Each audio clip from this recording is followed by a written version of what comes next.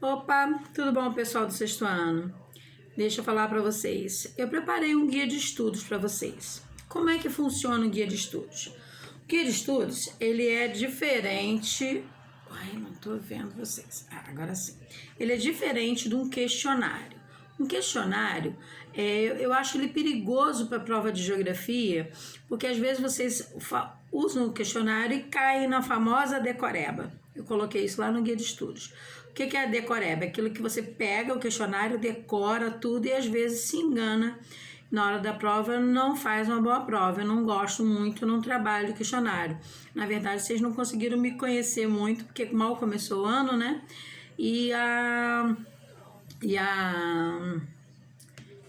Começou o ano e a pandemia nos bloqueou. Então, o que acontece? Eu preparei da seguinte forma, um guia de estudos. O que é o guia de estudos? Ali estão os tópicos que a gente estudou e os tópicos mais importantes. Você vai pegar esse tópico, vai dar uma olhada nesse tópico e vai lá, por exemplo, relacionar a exploração dos recursos naturais e as consequências ambientais. Bom, quando a gente estudou extrativismo mineral, extrativismo vegetal, os tipos de extrativismo, né, as jazidas minerais, por exemplo, se o homem extraiu, poxa, comecei a gravar aula, o vizinho resolveu fazer barulho em cima, isso é ótimo.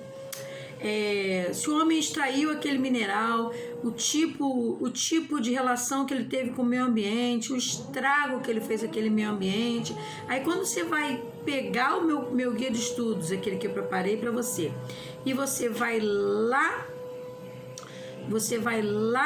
no livro, vai selecionar aquilo que a gente estudou, que eu expliquei para você em aula, vai selecionar, vai dar uma lida, poxa, o que é extrativismo, quais os estragos que o homem fez quando precisou fazer o extrativismo do ouro, do petróleo, vai relacionar isso com desenvolvimento sustentável e vai trazer. A mesma coisa, o próximo item falando sobre a importância da água potável, né? Aí dentro do item água potável, vocês vão encontrar,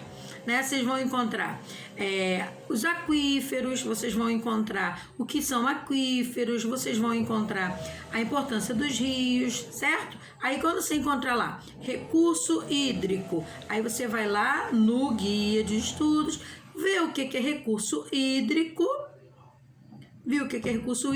vai no livro, dá uma lidinha no livro, nos exercícios que a gente fez, tenta lembrar o que eu falei, nas anotações que eu pedi para fazer, e estuda aquilo ali. Aprendeu sobre recursos hídricos, sobre aquífero, sai do guia de estudo, passa para o próximo item. É assim que funciona o guia de estudos. Só para lembrar, já que vocês tiveram pouco tempo comigo, vou aumentar aqui para ficar um pouquinho mais alta. Isso. Tiveram pouco tempo comigo para ver como é que funciona a questão do guia de estudos. Então vamos lá. Depois que vocês aprenderam a aprender o guia de estudos, vamos lá. Um pequeno resumo sobre o que a gente estudou. Lembrando o que são os aquíferos. Os aquíferos são importantes reservatórios de águas subterrâneas, né? Que ficam no interior das rochas, aquelas rochas que a gente tanto estudou, né? E lá essas águas são muito importantes, porque a gente viu também que o nosso reservatório de água doce, apesar de Brasil, por exemplo, os países que estão nas regiões tropicais são privilegiados pelo clima tropical, equatorial, que tem muita chuva. A população mundial cresceu muito. Então, o que aconteceu? A reserva de água doce se tornou pouca. A gente estudou isso também, dá uma olhada no livro, vai lá naquela página que a gente estudou aquele gráfico. A gente fez um exercício que tinha um gráfico mostrando a relação da água para o mundo, a relação percentual de pessoas que existem, para que as pessoas usam a água. Então, a relação da água doce, potável, que é aquela água que a gente consome no dia a dia, para a agricultura, na nossa casa, na indústria, tornou-se pouca para a quantidade de gastos que as pessoas têm.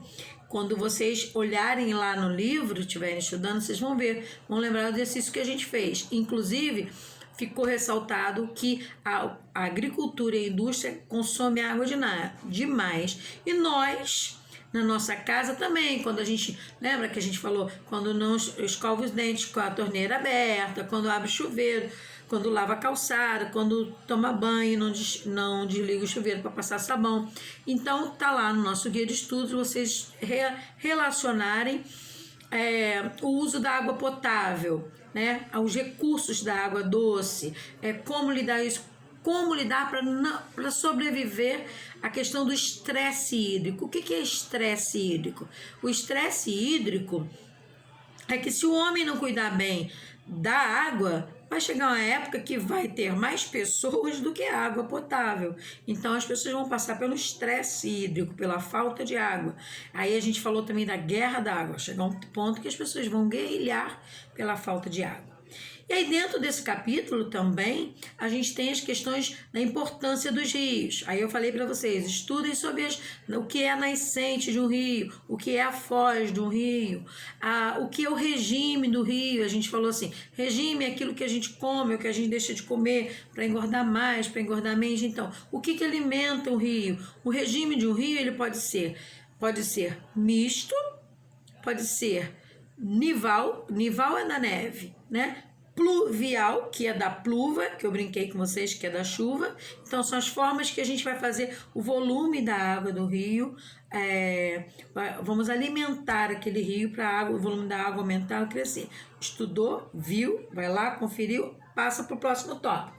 Próximo tópico, entender a diferença de oceanos e mares. Os oceanos e os mares, a gente vê que o oceano ele é bem maior que o mar, né? E os mares eles têm em proporção, em volume, em quantidade de água, os mares eles têm uma quantidade menor de água que o oceano. E dentro disso a gente estudou, você vai lá no livro, vai conferir, vai ver o exercício que a gente fez, que existem mares abertos, aqueles que vão encontrar os oceanos, os mares fechados e os mares interioranos, são aqueles que vão ficar dentro do interior. Como distinguir o mar do lago, da lagoa? O mar tem água salgada, né? E a gente viu isso também nas aulas e você vai dar uma olhada lá dentro do livro e dentro dos exercícios que a gente fez. Essa é uma aula de revisão, os pequenos toques, os pequenos lembretes. Vai ver lá. Percebam que eu nem coloquei muita coisa para vocês estudarem. As páginas dos livros não são tantas assim, com aquela brincadeira que eu faço. Se vocês tirarem os desenhos, os exercícios, sopa no mel, nem deu tanta coisa assim. Um outro item que eu coloquei para vocês falarem também foi sobre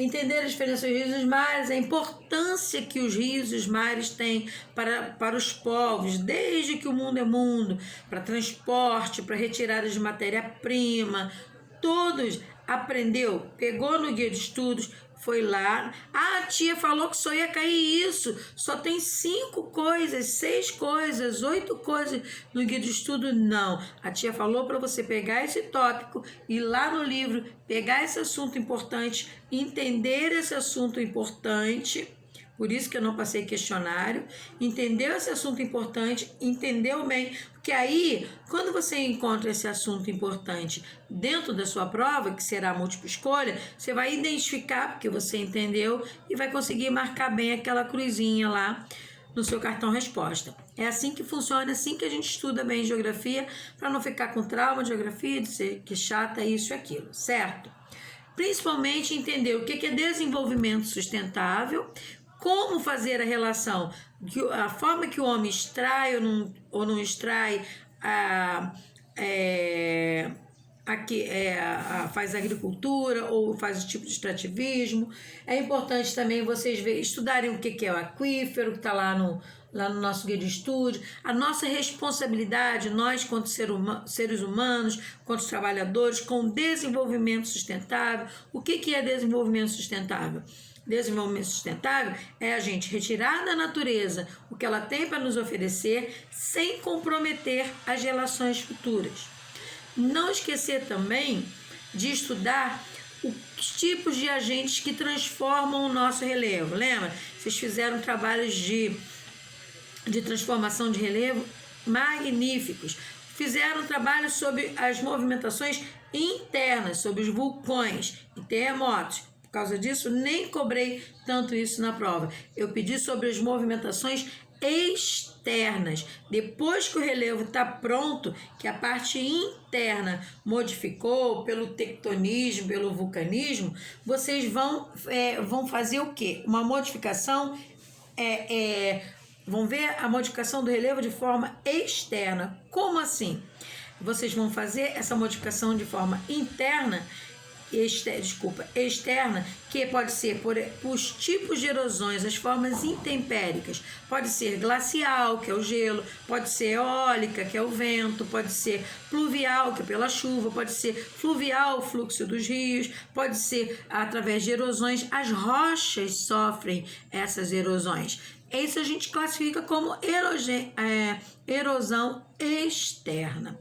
Então, tá marcadinha as páginas dos livros.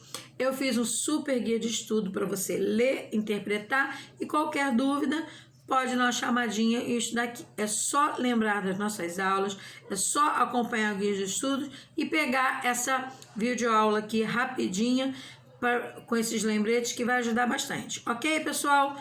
Um bom estudo. Sexta-feira a gente se encontra lá. Qualquer dúvida é só chamar. Um beijo e um abraço geográfico.